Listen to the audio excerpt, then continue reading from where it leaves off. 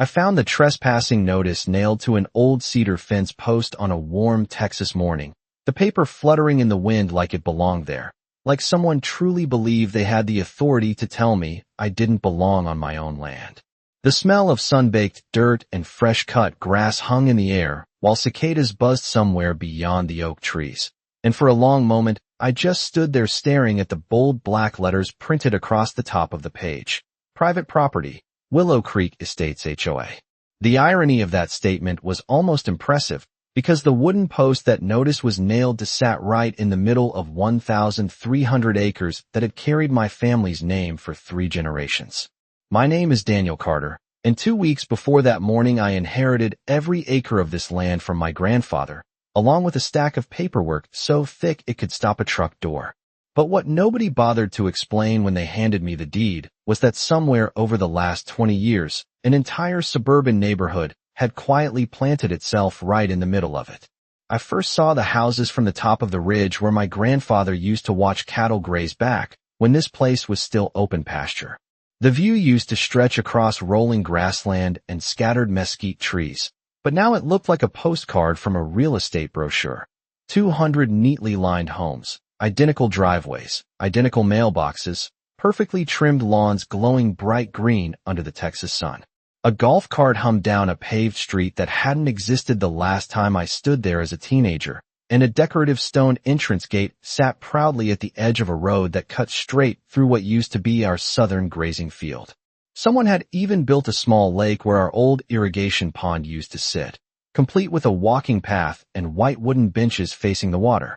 It was the kind of neighborhood where every house looked freshly painted and every lawn mower ran on schedule. The kind of place where homeowners associations measured grass height with rulers and sent warning letters if your mailbox leaned 2 inches to the left. And apparently, it was also the kind of place that thought they owned the ground underneath it. The gravel crunched under my boots as I walked down toward the entrance gate, the warm wind carrying the faint smell of chlorine from the community pool somewhere deeper inside the development.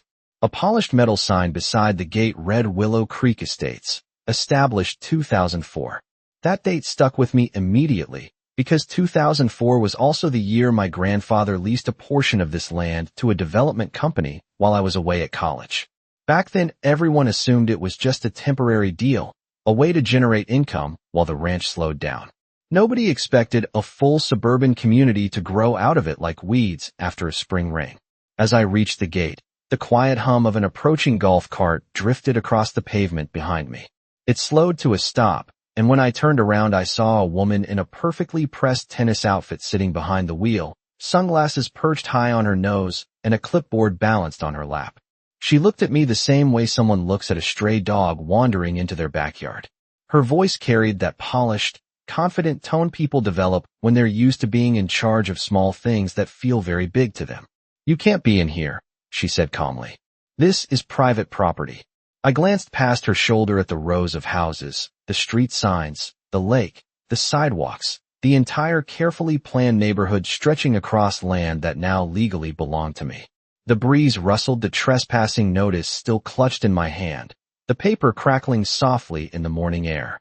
For a second I almost laughed, because standing there at the entrance to Willow Creek Estates, listening to the HOA president explain property rights to me, I realized something that was going to make this entire situation very interesting. Every single one of those houses, every driveway, every sidewalk, every perfectly trimmed lawn, was sitting on land I had just inherited. I did not answer her right away because the warm wind coming off the lake carried a smell that did not belong here. The faint chemical bite of freshly treated water mixed with the sweet scent of cut grass from a dozen identical lawns. 20 years ago, that same breeze used to carry the smell of cattle feed and dust from the southern pasture. My grandfather used to stand on this ridge every evening with a pair of old binoculars hanging from his neck, watching the herd move across the land like a slow brown river. The memory felt strangely distant now as I looked past the woman in the golf cart and saw a neighborhood where our grazing fields used to stretch for miles. My grandfather, Harold Carter, bought the first portion of this land in 1972 when this part of Texas was still quiet ranch country. Back then Austin was half its current size, and the nearest grocery store was a 40-minute drive down a 2-lane highway.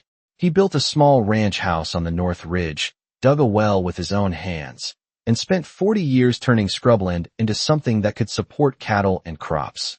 When I was a kid, I used to follow him across these fields in the back of his old pickup truck, the tires crunching over gravel, while he pointed out every fence line and creek bed like he was showing me pieces of a map only he understood. He always said land was the one thing in this world that never forgot who owned it. When he got older and the ranching slowed down, a development company approached him with what looked like a simple deal. They wanted to build a residential community on a portion of the southern acreage.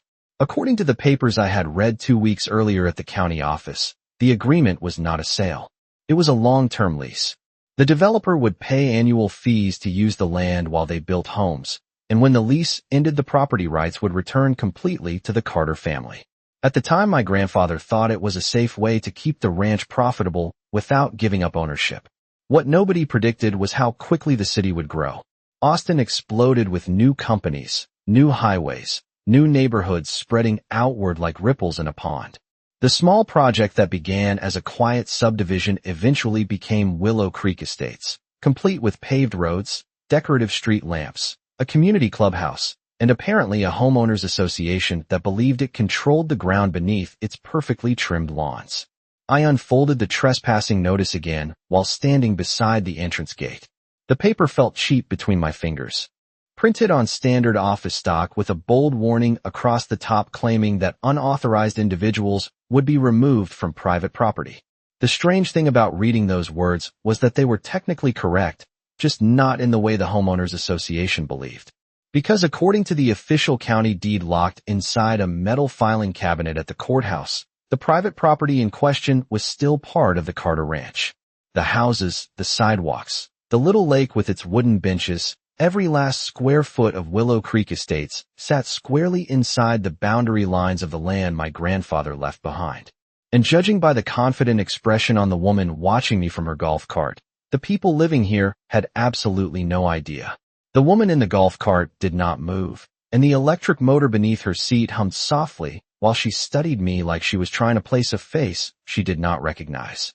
Up close, I could see the small details that told you everything about a person who ran a homeowners association. Her sunglasses were oversized and expensive. Her tennis outfit was perfectly pressed even in the Texas heat, and the clipboard resting on her lap was covered with neatly printed pages of rules and violation forms. Behind her, the entrance gate to the neighborhood stood open, a decorative arch of stone and iron with polished metal letters spelling out Willow Creek Estates. The afternoon sun reflected off those letters so brightly, it almost made them glow.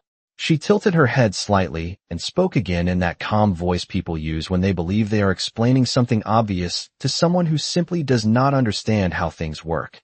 She said that residents had already reported a stranger walking near the community entrance and that the association had very clear policies about unauthorized access.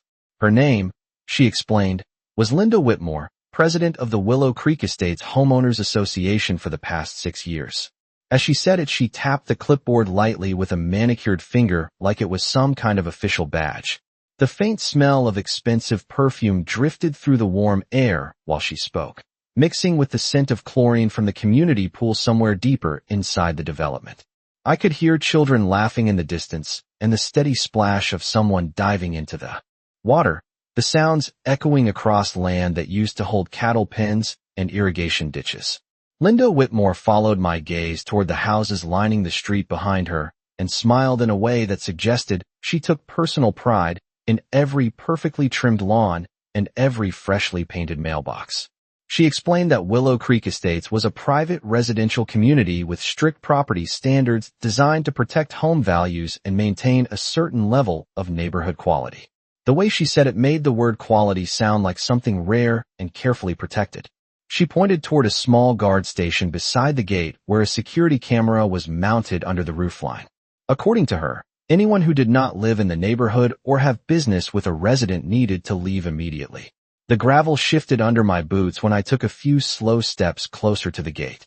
The afternoon sun was warm on the back of my neck and the wind rustled the leaves of the oak trees along the roadside. I could hear the quiet whir of lawn sprinklers running somewhere inside the neighborhood, sending a soft rhythmic clicking through the still air. Linda Whitmore watched me approach with the kind of patient expression people wear when they believe the conversation is already over and they are simply waiting for you to accept the obvious. She told me that if I had questions about property boundaries or land access, I could contact the association office during business hours. Then she gestured politely toward the road behind me and suggested that I turn around and leave the premises before she had to document the situation as a formal violation. I looked past her again at the long paved street stretching deeper into the neighborhood, at the rows of houses built across what used to be the southern half of the Carter Ranch. For a moment, the whole scene felt strangely surreal, like someone had built an entire town on top of a page from my family history. Linda Whitmore shifted slightly in her seat and repeated that the land beyond the gate was private property belonging to the homeowners of Willow Creek Estates. The quiet confidence in her voice made it clear she had said those words many times before. What she did not realize, standing there behind the wheel of that little white golf cart, was that the private property she was talking about had never stopped belonging to my family. The silence between us stretched for a few seconds while the warm Texas wind moved through the oak branches above the gate, carrying the steady clicking sound of lawn sprinklers from somewhere deeper inside the neighborhood. Linda Whitmore kept her hands folded neatly over the clipboard as if the conversation had already ended and she was simply waiting for me to walk away. The electric motor of her golf cart hummed quietly beneath her seat, and a faint reflection of the bright afternoon sun flashed across the polished metal letters mounted on the entrance arch behind her. For someone who believed she was protecting her neighborhood from an outsider, she looked remarkably relaxed. That confidence told me something important. Whatever paperwork the Homeowners Association believed they had, they trusted it completely. I glanced once more at the paved road stretching past the gate into the neighborhood, and then back at the trespassing notice still folded in my hand. The paper crackled softly when I shifted it between my fingers. I asked her a simple question in the calmest voice I could manage. I asked how long Willow Creek Estates had been here. Linda Whitmore answered without hesitation, clearly proud of the history she was about to recite. She explained that the community had been developed in the early 2000s by a regional builder that specialized in suburban master plan neighborhoods. According to her, the project transformed what used to be underused ranch land into one of the most desirable residential areas in the county. She described the walking trails, the community pool, the clubhouse where residents held monthly meetings, and the strict property standards that kept every house looking exactly the way the association wanted it to look. While she talked, she gestured toward the houses behind her like a tour guide, pointing out local landmarks. The smell of fresh mulch drifted from a flower bed near the entrance sign, and somewhere down the street a garage door opened with a low mechanical rumble. A man backed his pickup truck slowly into the driveway of a beige two-story house and waved politely toward Linda as he passed the gate. She lifted one hand in a small return wave without even turning her head, clearly used to the attention that came with running a neighborhood like this. When she finished her explanation, she looked back at me with the same patient smile and repeated that residents valued their privacy. The Homeowners Association, she said, had a responsibility to make sure the community remained secure and properly maintained. She asked again whether I planned to leave voluntarily or whether she needed to document the encounter for the association records. The breeze picked up slightly, rustling the tall grass along the roadside beyond the gate. I could see the ridge in the distance where the old Carter Ranch house still stood, barely visible above the trees nearly half a mile away. That small weathered building was older than every house in this neighborhood combined. My grandfather used to say that land carried a memory longer than any person who lived on it. Standing there beside the entrance to Willow Creek Estates, listening to the Homeowners Association president explain property ownership to me, I could not help thinking about the thick folder of documents I had spent the last 2 weeks studying at the county courthouse. Those papers included the original land deed, the survey maps outlining all 1,300 acres of Carter Ranch property, and a development lease agreement signed decades ago that allowed a construction company to build houses on a portion of that land for a limited period of time. Linda Whitmore shifted slightly in her seat and tapped her clipboard again as if preparing to write something down. She was still waiting for me to leave. What she did not know yet was that the agreement allowing this entire neighborhood to exist had an expiration date. For a moment, I simply looked at Linda Whitmore while the wind pushed warm air across the entrance road and the distant hum of a lawn mower drifted from somewhere inside the neighborhood. The sound felt strangely out of place against the quiet memory of what this land used to be. When I was 10 years old, that same stretch of ground held a long cattle fence and a rusted metal gate that squeaked every time my grandfather swung it open. Now there were stone pillars, security cameras, and a neatly painted sign announcing a homeowners association that believed it controlled everything behind it. Linda shifted slightly in her seat and tapped the end of her pen against the clipboard again, clearly growing impatient with the silence. She told me that if I did not leave the entrance area within a few minutes, she would have to record the encounter as a formal violation and notify neighborhood security. The way she said it sounded rehearsed, like a line she had used many times before with delivery drivers or curious people who wandered too close to the community gate. I unfolded the trespassing notice again and glanced down at the bold lettering while she spoke. The paper smelled faintly of printer ink and cheap office toner. It struck me how much confidence someone must have to issue a document like this without ever checking the land records at the county courthouse. 2 weeks earlier, I had spent an entire afternoon in that courthouse, sitting beneath humming fluorescent lights while a clerk rolled out large survey maps across a wooden table. Those maps showed every acre of the Carter Ranch outlined in thick black lines. The southern section where Willow Creek Estates now stood was marked clearly inside the same boundary. I remembered the slow scratch of the clerk's pencil as she traced the border across the map and said that the original deed had never been transferred to any developer. According to the county record, the land still belonged to the Carter estate. What the developer signed decades ago was not a purchase agreement. It was a lease. A long-term land lease that allowed construction of homes and streets for a fixed period while the land ownership remained exactly where it had always been. I could still picture the thick stack of documents the clerk handed me afterward. Inside that folder was the original lease contract dated 1987, signed by my grandfather and the development company that later built this neighborhood. The agreement allowed the company to use part of the ranch for residential construction while paying annual fees for the land beneath it. The key detail sat quietly in the middle of page for where the duration of the agreement was listed in plain legal language. 30 years. That was the entire length of the lease. 30 years from the date it was signed. I had done the math twice while sitting at the courthouse desk just to be certain. 30 years meant the contract ended 3 years ago. The developer that built Willow Creek Estates no longer existed and the land agreement they signed had quietly expired while the neighborhood continued operating as if nothing had changed. The wind lifted the edge of the trespassing notice again while I stood there beside the gate. Linda Whitmore watched me closely, waiting for me to finally turn around and leave the property she believed her homeowners association controlled. What she did not know was that the legal permission allowing 200 houses to sit on this land had quietly run out long before I inherited the ranch.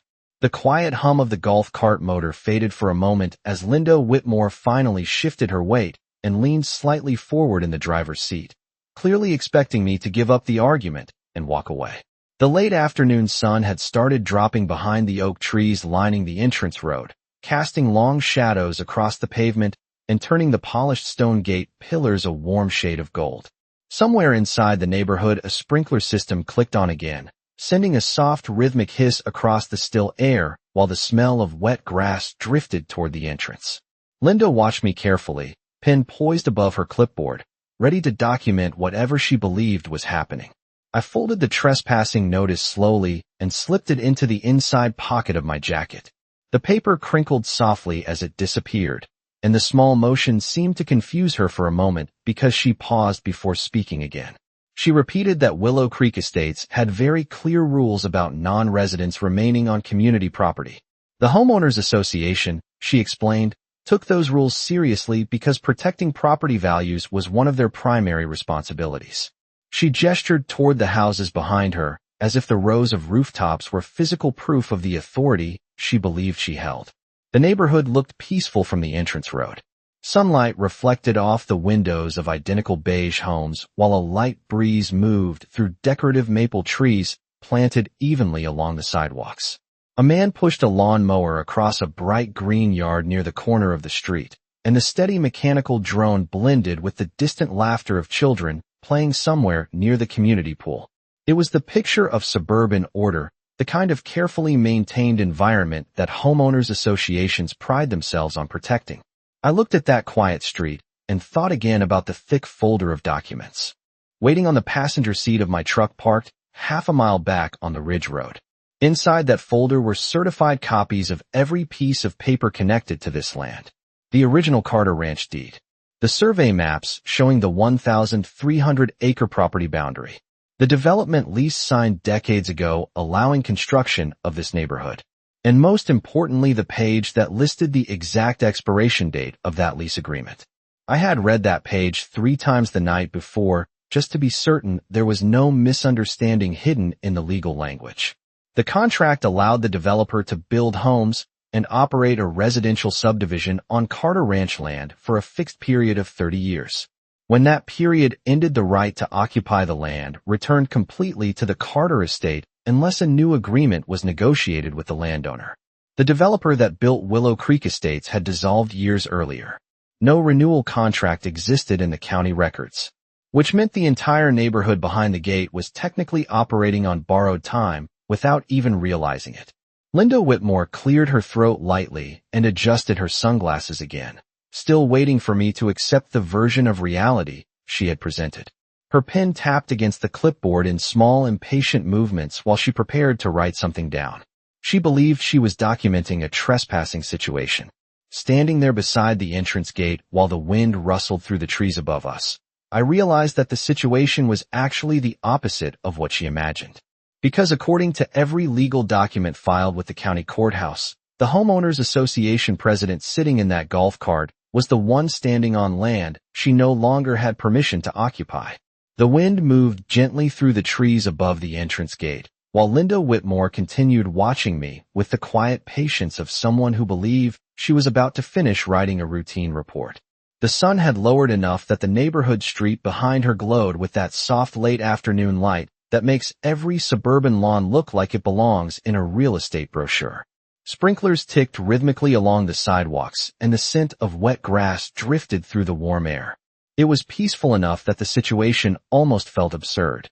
The homeowners association president believed she was protecting her neighborhood from a stranger. And the stranger she was confronting happened to be the legal owner of every acre underneath it. I let the silence stretch another moment before speaking because sometimes the calmest approach is the one people expect the least. I told her my name was Daniel Carter. The name did not seem to mean anything to her at first. She glanced briefly at the clipboard again, clearly preparing to write it down beside whatever violation code she planned to record. When she asked if I lived nearby, I gestured toward the distant ridge where the old ranch house stood above the tree line. From the entrance road, it looked small and weathered compared to the clean rows of modern homes behind her. That house had been standing there since the early 1970s, long before anyone imagined building a gated community on Carter Ranch land. Linda followed my gesture for a moment before returning her attention to me with the same polite but dismissive expression. She explained again that the neighborhood did not allow unauthorized visitors to remain on the property without permission from a resident. I nodded slowly as if considering her explanation while the breeze rustled the leaves along the roadside. Then I told her something that finally caused the pen in her hand to stop moving. I said that 2 weeks earlier I inherited the entire Carter Ranch from my grandfather. 1,300 acres of land that had remained in our family for over 50 years. The sentence hung quietly in the warm air between us. Linda Whitmore blinked once behind her sunglasses and looked past me again toward the distant ridge as if trying to process what I had just said. The steady hum of a passing car echoed down the street behind her while a garage door closed somewhere inside the neighborhood. For the first time since our conversation began, the confident smile on her face shifted slightly. She asked what that had to do with Willow Creek Estates. I told her it had everything to do with Willow Creek Estates. I explained that the land her neighborhood was built on had never been sold to a developer. It had only been leased for construction under an agreement signed decades earlier by my grandfather. A 30-year lease allowing homes to be built on the southern acreage while ownership of the land itself remained. With the Carter estate, Linda Whitmore did not say anything at first. She simply sat there in the golf cart with her pen frozen halfway above the page. The quiet neighborhood behind her continued exactly as before. Lawn sprinklers hissed across green yards, and a dog barked somewhere down the street. But now the atmosphere around the entrance gate felt slightly different, like the first moment when someone realizes a simple assumption might be wrong. I watched her carefully and added one more detail in the same calm voice. The lease agreement that allowed this entire neighborhood to exist had expired 3 years ago. For a few seconds, Linda Whitmore said nothing at all. The breeze moved quietly through the trees above the entrance gate, and somewhere deeper inside the neighborhood a dog barked once before falling silent again. The ordinary sounds of suburban life continued exactly as they had a moment earlier, but the calm confidence on her face had begun to fade. She adjusted her sunglasses slowly, as if buying time to process what she had just heard. The pen in her hand hovered above the clipboard without writing anything.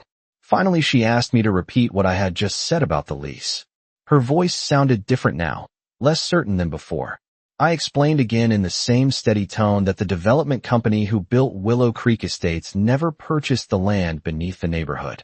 They had signed a 30-year lease agreement with my grandfather that allowed construction of houses and roads, while the land itself remained part of the Carter Ranch.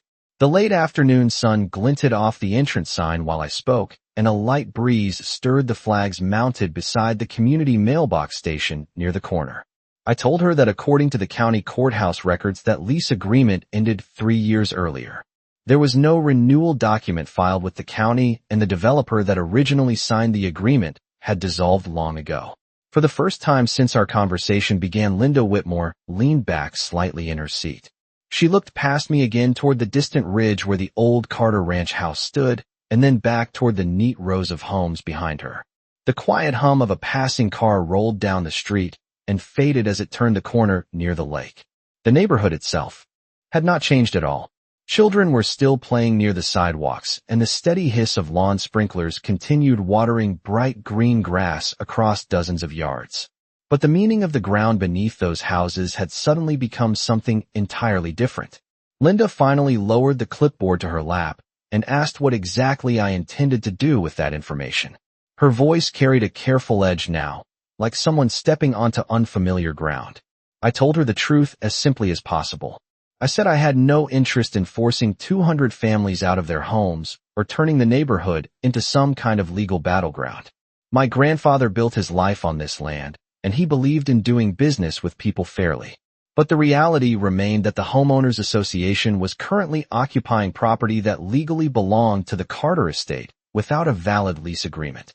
I reached into my jacket pocket and pulled out a folded envelope I had prepared the night before. The paper inside felt thick and official in my hand. I held it out toward her across the entrance road while the wind rustled the oak branches overhead. Inside that envelope was a new land lease proposal prepared by a local attorney. It offered Willow Creek Estates the opportunity to remain exactly where it was with one small change. The land under every street, every house, and every neatly trimmed lawn would now be leased directly from the Carter estate under a new contract reflecting the current value of the property. Linda Whitmore looked at the envelope without taking it at first. Her confident smile had disappeared completely. When she finally reached forward and accepted the document, the late afternoon sunlight caught the printed numbers visible on the first page. The monthly land rent for the neighborhood was 3 times higher than the original agreement signed decades earlier. The envelope rested in Linda Whitmore's hands while the quiet neighborhood behind her continued exactly as it always had, completely unaware that the ground beneath it had suddenly become the center of a very different conversation. The late afternoon sun had dropped lower behind the oak trees, and long shadows stretched across the entrance road, turning the smooth pavement a soft shade of amber. Somewhere inside Willow Creek Estates, a garage door opened, and the steady rumble of a car engine echoed briefly through the quiet streets before fading again. Linda looked down at the first page of the document, and I could see the moment the numbers began to register.